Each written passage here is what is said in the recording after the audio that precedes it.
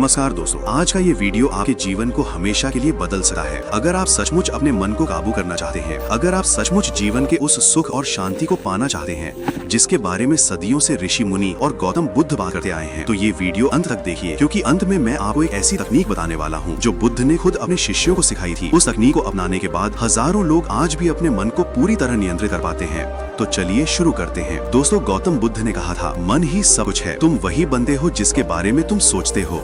अगर आपका मन बेकाबू है तो आपका पूरा जीवन बेकाबू हो जाता है। गुस्सा, चिंता, डर, ईर्ष्या, लालच, ये सब मन के बेकाबू होने की निशानियां हैं। लेकिन अगर मन नियंत्रित हो जाए तो यही मन आपको परम शांति देता है, यही मन आपको परमात्मा से मिलाता है। आपने महसूस किया होगा, जब मन शांत होता है तो अंदर से एक अलग ही खुशी मिलती है। ऐसा लगता है जैसे सारी दुनिया की भागदौड़ रुक गई हो। बुद्ध कहते थे, शांत मन ही वो द्वार है जिससे तुम निर्वाण की ओर बढ़ते हो। तो सवाल ये है, मन को नियंत्रित कैसे करें? क्या ये एक दिन में हो जाएगा? नहीं, बिल्कुल नहीं। मन को नियंत्रित करना एक दिन का काम नहीं है, ये नियमित साधना मांगता है। बेकाबू मन हमें नकारात्मकता की ओर ले जाता है और नियंत्रित मन हमें उस नकारात्मकता से बचाता है। आत्म जागरूकता मन को नियंत्रित करने का सबसे अच्छा तरीका है। जब तक आप खुद को नहीं जानते तब तक आप अपने मन को नहीं जान सकते, और जब तक आप अपने मन को नहीं जानते तब तक आप उसे नियंत्रित नहीं कर सकते। गौतम बुद्ध ने अपने जीवन का एक बड़ा हिस्सा इसी खोज में बिताया कि मन क्या है और इसे कैसे शांत किया जाए। उन्होंने पाया कि मन एक जंगली घोड़े की तरह है। अगर आप उसे कसकर नहीं पकड़ते तो वो आपको कहीं का नहीं छोड़ता, लेकिन जब आप उसे लगाम देते हैं तो वही घोड़ा आपको आपके लक्ष्य तक ले जाता है। दोस्तों, आपका शरीर एक हथियार है, इसे मजबूत बनाइए। केवल अपने मन और शरीर को मजबूत बनाने का विचार कीजिए। इसी से आप जीवन के महासागर को पार कर पाएंगे। अपने आप में एक मजबूत विश्वास आपको धार्मिक बनाएगा। यहाँ धार्मिक का मतलब किसी मजहब से नहीं है। धार्मिक का मतलब है अपने भीतर की दिव्यता से जुड़ना। जब आप अपने भीतर विश्वास जगाते हैं तो आपको काफी खुशी का आभास होता है और आपका मन अपने आप नियंत्रित रहने लगता है। अब मैं आपको एक बहुत आसान लेकिन गहरा अभ्यास बताता हूँ। चुपचाप बैठिए, मन को भटकने दीजिए, जहाँ वो जाना चाहता है जाने दीजिए, लेकिन आप अपने आप पर दृढ़ विश्वास रखिए कि आप अपने मन को सभी दिशाओं में देख रहे हैं। मतलब आप दर्शक बन जाइए। मन जो सोच रहा है उसे देखते रहिए, जज मत कीजिए, रोकिए मत, बस देखते रहिए। बुद्ध इसे विपश्यना कहते थे। ये देखने की कला है। जब आप देखते हैं तो धीरे धीरे मन की रफ्तार कम होने लगती है। अब दूसरा कदम, भगवान से मिलाप करने की कोशिश कीजिए, लेकिन सभी सांसारिक मोहमाया और रिश्तों को त्याग कर। मतलब कुछ देर के लिए सब कुछ भूल जाइए। केवल आप और आपका श्वास, केवल आप और आपकी सांसें। कुछ समय बाद आप देखेंगे कि आपका मन शांत झील की तरह शांत हो रहा है। ये प्रक्रिया मन के भटकने की गति को धीमा कर देती है। हर रोज इसकी साधना कीजिए, अपने आप को पहचानिए। समय के साथ आपका मन आपके नियंत्रण में होगा।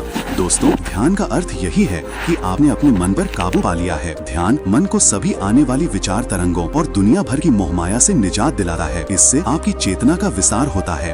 हर बार जब आप ध्यान करेंगे तो आप अपने विकास पथ पर आगे बढ़ेंगे। बाहरी और आंतरिक सभी इंद्रियां मनुष्य के नियंत्रण के अधीन होनी चाहिए। कड़ी साधना के जरिए ही मनुष्य उस मुकाम को हासिल करता है जहां वो प्रकृति के आदेशों और इंद्रियों के खिलाफ अपने मन को एकाग्रचित कर सकता है।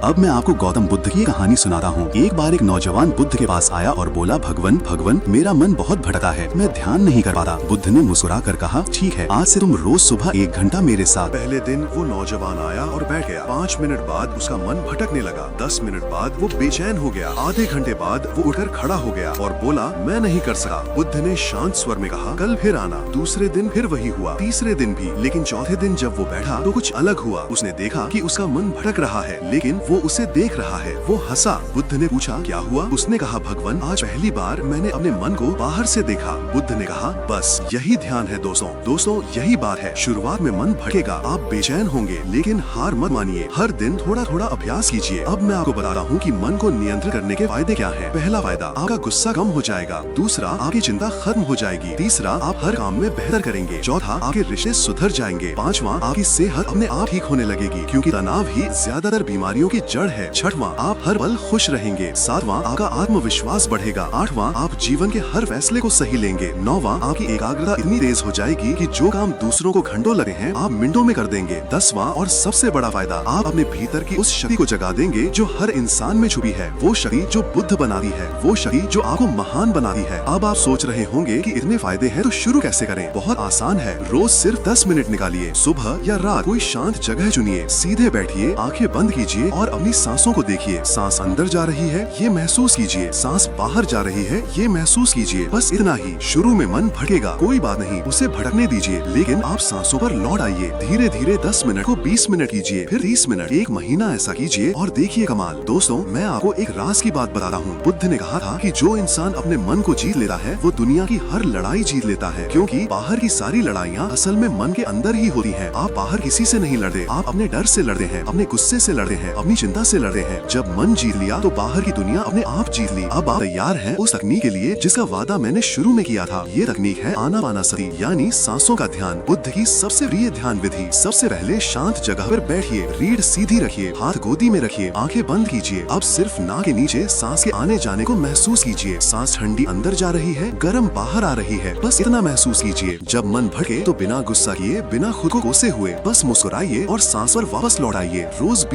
20 मिनट कीजिए। 1 महीने बाद आप खुद हैरान हो जाएंगे। आपका मन पहले जैसा नहीं रहेगा, आप पहले जैसे नहीं रहेंगे। आप शांत होंगे, खुश होंगे, मजबूत होंगे और सबसे बड़ी बात, आप खुद के मालिक बन जाएंगे। दोस्तों, ये वीडियो अगर आपको अच्छा लगा हो तो लाइक जरूर कीजिए, अपने दोस्तों के साथ शेयर कीजिए और कमेंट में लिखिए मैं आज से शुरू कर रहा हूँ, क्योंकि जब आप लिखेंगे तो आपका संकल्प मजबूत होगा। और हाँ, चैनल को सब्सक्राइब कर लीजिए, क्योंकि आने वाले वीडियो में मैं आपको बताऊंगा कि कैसे इस ध्यान को और गहरा किया जाए, कैसे करुणा भाव जगाया जाए, कैसे जीवन को स्वर्ग बनाया जाए। तो मिलते हैं अगले वीडियो में, तब तक रोज 10 मिनट ध्यान कीजिए और अपने मन को अपना दोस्त बनाइए। नमो बुद्धाय। जय भीम, जय भारत।